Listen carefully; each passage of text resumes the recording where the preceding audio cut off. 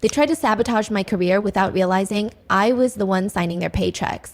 Stick around because what started as betrayal turned into the ultimate power move. And if you're into stories of quiet revenge and unstoppable success, hit that subscribe button. Money can't buy happiness, but it can fund the perfect revenge, especially when your toxic family doesn't know you're sitting on a $750 million 0 cents fortune. I learned that the hard way just last month when my own parents and brother tried to sabotage my career, not realizing they were targeting the owner of the company. I'm Emma Thompson, though in most business circles I go by Emma. Officially, I'm the newly appointed Chief Innovation Officer at Neurotech, a cutting-edge biotech firm based in Boston. The whispers in the boardroom had already started, colleagues eyeing my sudden rise with suspicion, unaware I'd been orchestrating the company's future from the shadows. What my family doesn't know, 1 month ago, I became the company's majority owner, quietly acquiring shares through a series of discreet transactions using a private trust. I'd spent sleepless nights finalizing the deal, dodging prying eyes and leaked rumors that could have derailed everything. The path to this moment started nearly 15 years ago, back when I was a quiet scholarship kid studying biomedical engineering at MIT. Meanwhile, my younger brother Liam, barely 2 years old when I left for college, coasted through Harvard with our parents footing the bill. Liam needs support. Mom always said, "You've always been so independent, Emma." Independent didn't cover it. I juggled lab work, tutoring jobs, and coding side gigs to survive. Meanwhile, Liam vacationed in Europe, proudly posting every wine tasting and yacht party, but I was patient, focused. I'd bite my tongue when Mom bragged about his charm, knowing my sacrifices funded his carefree life. I had a dream, and I knew it would pay off eventually. And what did? By the time I turned 28, I had launched and sold 2 biotech startups. Quietly, I kept my name off press releases, funneled profits through shell companies, and let the world think I was just another mid-level exec grinding away. Why all the secrecy? Because I knew how money poisoned relationships. My parents had always worshipped Liam's stable job in corporate sales while treating my work like some fragile experiment. They'd roll their eyes when I mentioned patents, assuming I was chasing pipe dreams while Liam was their real success. "You should talk to Liam," Mom would say at dinner. "He can help you get into real business." So I let them believe I needed help, that I needed them. Meanwhile, I was executing my master stroke, a stealth acquisition of Neurotech where I'd been working quietly for just 6 months. The firm was undervalued but packed with promise. I'd spent months analyzing its patents, knowing one breakthrough could skyrocket its value. Using a web of trusts and entities, I gained control without anyone realizing it was me. When the board named me Chief Innovation Officer, they thought they were hiring a loyal strategist. They didn't realize they were giving the seat to the new owner. Liam's reaction, let's just say it was delicious. "Must be nice to finally catch a break," Liam said with a smirk during our monthly family dinner. His tone dripped with condescension, as if my years of grinding were just luck. So I hope you're not in over your head. Corporate leadership's a whole different beast than tinkering with science projects. Mom and Dad exchanged anxious glances. "Maybe Liam could mentor you," Mom chimed in helpfully. "He's been managing teams for years, sweetheart." I smiled politely, suppressing a laugh. If only they knew about the acquisition papers locked away in my home safe. I could still hear Liam's smug chuckle as he sipped his wine, oblivious to the storm I was about to unleash. "We'll keep that in mind," I said calmly, but Liam was incontent with smug comments. My promotion had upended the family pecking order. He'd always been the golden boy, the reliable one with a conventional career, while I was the quiet geek who never quite fit. The first red flag came when he began dropping by Neurotech for casual lunches with department heads. He'd flash his practiced smile, planting seeds of doubt about my confidence, each visit a calculated move to undermine me. I watched from my office window as he joked with senior staff, feigning concern for his overwhelmed sister, subtly probing for any sign of weakness in my leadership. Then came the anonymous tips to HR. Accusations of falsified degrees, rumors of inflated credentials, all of them baseless and easily disproven, but they sent a clear message. I found one email forwarded through a burner account claiming I'd bribed my way into MIT. The audacity fueled my resolve. One was trying to destroy me. "I'm just worried about you," Liam said sweetly when I confronted him. "You know how it is. Tech companies promote women a little too quickly these days. Gotta hit those diversity numbers. I'd hate to see you crash and burn in front of everyone." I let him keep digging, curious how far he'd go. His fake concern masked a venom I hadn't fully grasped until that moment. That answer arrived yesterday, delivered in a sealed envelope to the board of directors. Inside, a polished dossier filled with forged bank statements, altered emails, and a timeline painting me as a fraud. Bezelment, insider trading, falsified reports. It was a masterclass in malicious fabrication. The board called an emergency meeting for Thursday morning.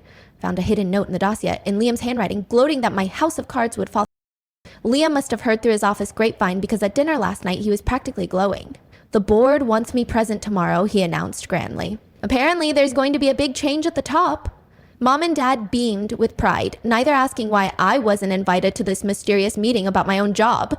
Their silence cut deeper than Liam's betrayal, a reminder of years spent in his shadow.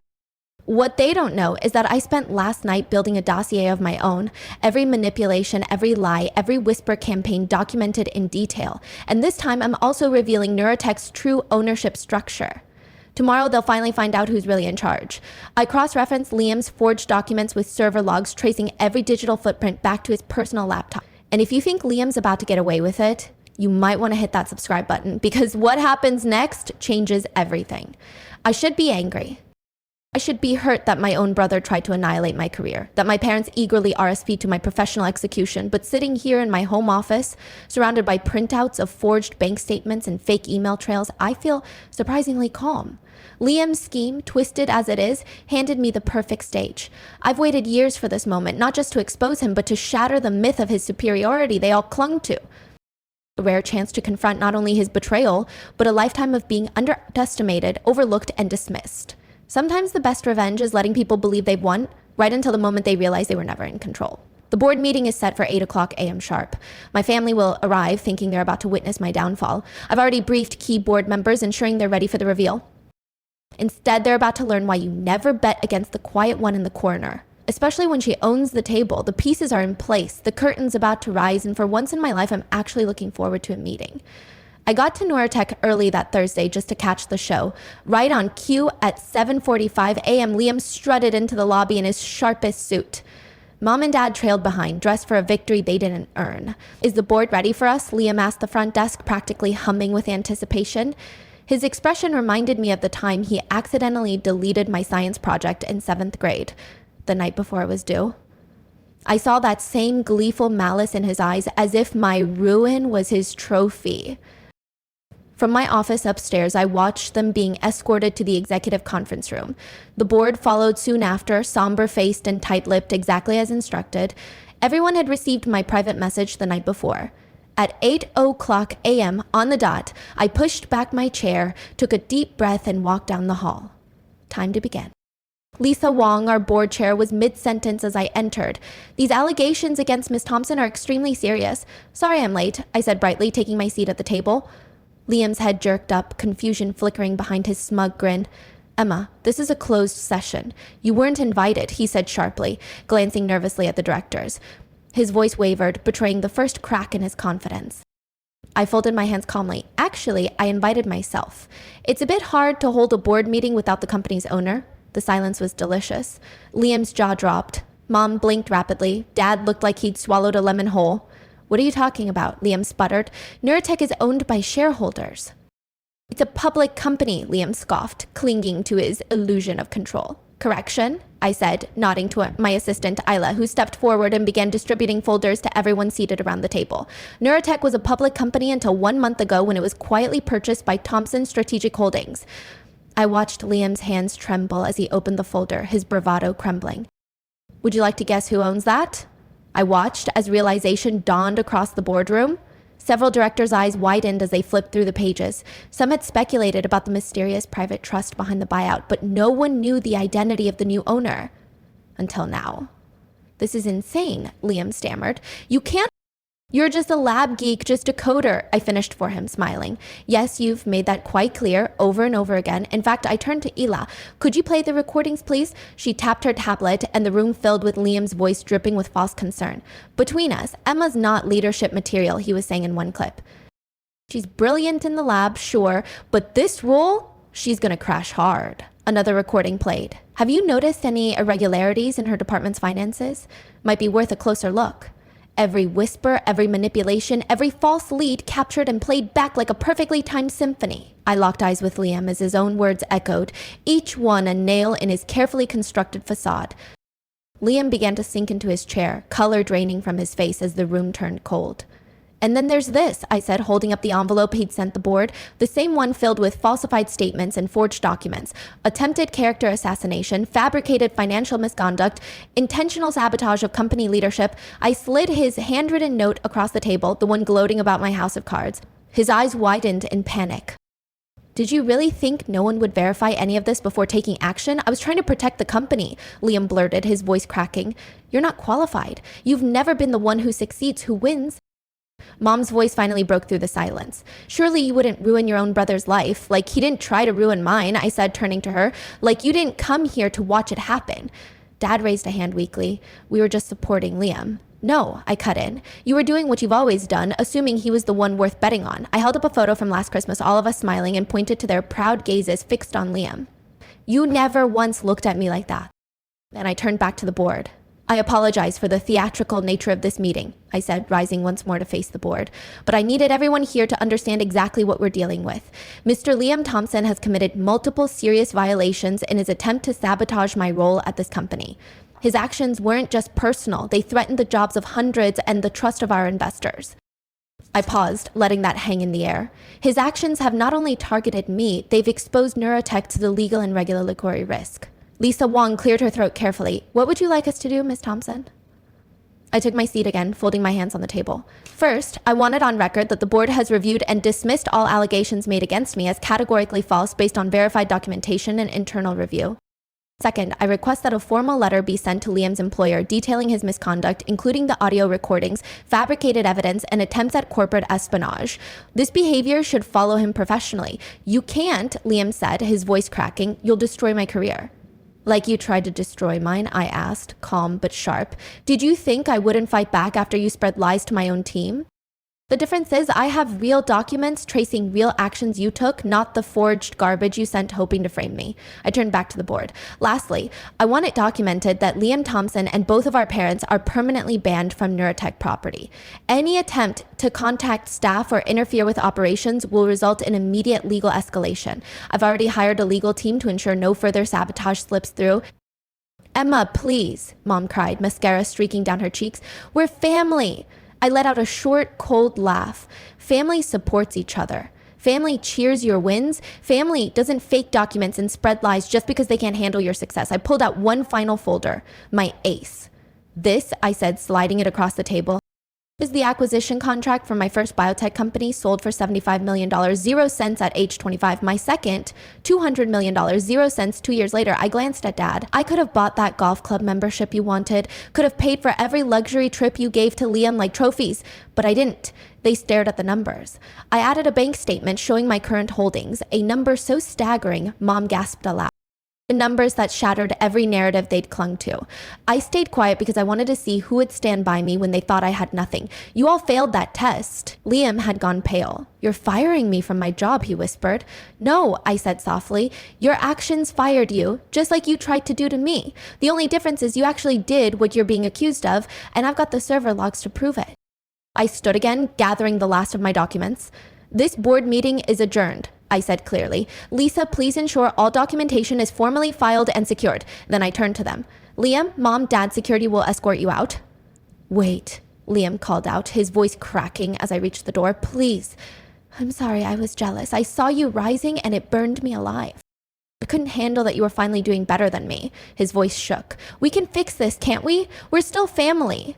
I turned back one last time. "Do you know the difference between us, Liam?" He looked up, eyes glossy. "When you thought I was struggling, you pushed me down further. When I was succeeding, I kept it quiet to avoid making you feel small." I exhaled. "That's the difference between real success and whatever game you've been playing. You chose betrayal over brotherhood." The next few weeks were interesting. Liam lost his job. His employer wasted no time once they reviewed the evidence of his sabotage. Word of my success at Neurotech leaked, and suddenly the same country club crowd that had fawned over my brother started asking about me. Mom and Dad left teary voicemails. Liam sent handwritten apologies. Even his therapist mailed a letter explaining he was doing the work. I archived them all without replying. I framed one of Liam's apology letters, a bitter reminder of how far he'd fallen. 2 months later, I was working late when Ela buzzed my office. "There's someone here to see you. Says it's personal." It was Liam. but not the polished, cocky version I'd grown up with. He looked thinner, older, hair shorter, no flashy watch, no tailored blazer, just a plain button-down and a manila envelope. "I'm not staying," he said quickly, raising a hand. "I just need to say something." He stepped forward, placing the envelope on my desk. "This has everything. Passwords, contacts, info I dug up while trying to sabotage you. I'm also sending a letter to the board and my former employer, owning everything, no excuses." I watched him silently. "Why now?" I finally asked. "Because you were right," he said. "I wasn't building anything real. I spent years riding on charm while you built an empire. You did, and I hated you for it." He turned to leave, then hesitated. "I'm starting over. Small startup, entry level, no shortcuts this time. I don't expect forgiveness. I just wanted you to know that letting me fail taught me more than our parents ever did by helping me cheat." He reached the door. "Liam," I called softly. He froze, as if bracing for another blow. He turned back, hope in his eyes. "Send me your resume in a year." "Not for a leadership role," I said gently, "but if you're serious about earning things the right way, we're always looking for people willing to work their way up." A single tear slipped down Liam's cheek, but he gave a small nod, collected himself, and left without another word. I stared at the envelope, wondering if his remorse was real or just another act. 4 months later, neurotech has surpassed even my most optimistic projections. We're developing life-changing biotech solutions, expanding rapidly, and creating hundreds of new jobs across the Northeast. Something real, something lasting. Mom and dad still send the occasional message, usually when they need something or want to name drop their CEO daughter at a dinner party. I block their numbers after one too many pleas for reconciliation dinners. I keep contact, polite but distant. The approval I used to crave so badly, I don't need it anymore. The corner office they said I'd never earn has a perfect view of the Boston skyline. Some nights I sit by the window watching the sun dip behind the mountains, thinking about family, ambition, and the strange power of being underestimated. I keep Liam's note on my desk, a quiet warning to never trust too easily. Last week I got a holiday card from Liam. No guilt, no request, just a quiet note. "You succeeded not because of us, but despite us. I'm learning to do the same." Maybe that's the real revenge. Quiet, earned, undeniable. I tucked it away, unsure if I'd ever open the door to him again. Thank you for listening to my story, for seeing me when so many people I loved couldn't. Now, I'd love to hear from you. Leave a comment. Tell me what you would have done in my shoes. Would you have stayed silent, fought back sooner, or maybe you've lived through something similar? Been the quiet one, the underestimated one, the one who had to build from the shadows while others took the spotlight? I want this space to be more than a story. Let it be a reminder that you don't need loud applause to validate your worth. Sometimes your quiet resilience is your loudest strength. And if you're on your own journey right now, working late nights, being overlooked, underestimated, keep going, keep building. Let your success speak louder than your pain. Support me by liking, sharing, and subscribing, not just for the next chapter of my story, but for yours too. Because if I've learned anything, it's this. Success isn't about proving people wrong. It's about proving to yourself that you are always right to believe. So, what's your story? I'm listening. And I hope the world is too, because it's your time to be seen.